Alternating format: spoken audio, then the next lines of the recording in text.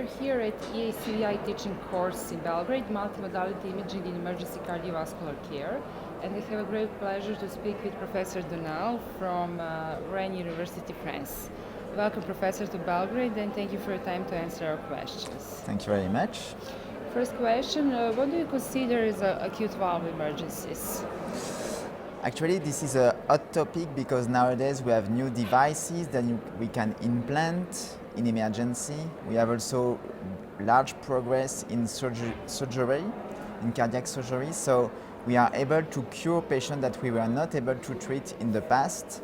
So in the session that will come in a few minutes, I will be able to discuss a case of a patient with an aortic dissection, a very difficult diagnosis that we made, and this patient was admitted for an acute heart failure due to an acute aortic rigor that has been treated successfully in emergency thanks to the echo assessment of this patient because the CT was not contributed to the diagnosis. So this is one case, and also we can discuss about mitral clip because some of the patients we have in the intensive care unit have a severe mitral regurg, and this severe mitral regurg is associated with a very severe heart failure. And nowadays we can treat this patient with a mitral clip with a minimal risk, and that's nice because we can really improve the quality of the care we have for these patients that are very severe, very sick, and that we can treat with quite minimally invasive treatments. Okay, thank you. In your opinion, do we need any kind of quantification and measurements in emergency cardiography?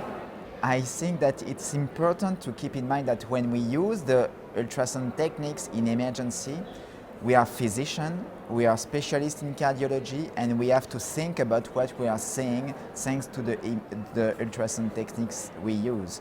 So we have to understand why the valve is regurgitant or not. We have to first understand well what is happening, and then we can try to quantify the regurg or the valve disease, but also the consequences of this valve disease. And this is because of the consequences that we will have to treat the patient in emergency, not because of the severity of the regurgitation or the stenosis of the valve. Okay.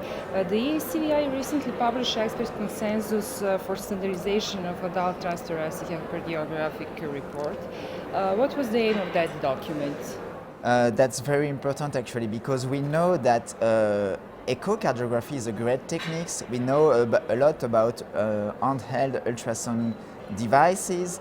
We know that a lot of people can have an access to ultrasound devices, but we have to learn how to use these techniques. We have to make sure that people who use ultrasound devices knows about the pitfalls, the potential pitfalls of these techniques. So we have to be very careful. People have to learn a lot about how to use these techniques, and they have to report very precisely what they did with the transducer and what they understand from their exam. So we have to standardize the report. We have to make sure that all the information is in the report and that this report finished with a clinical decision-making process. Because if we use ultrasound techniques, it's because we need these techniques to cure our patients. Yes. Can you share with us what is the most exciting research or innovation that you have seen or hoping to see in the future? In ECHO, of course, there are a lot because for instance, we are involved in a new software to quantify myocardial work. Myocardial work is something that we can now quantify thanks to the strain imaging. It's quite automatic. It's very powerful to understand best the LV function. So we are still improving the way we quantify LV function, and that's nice. And also, of course, I have to speak about 3D echo. There is a lot of improvement in 3D echo.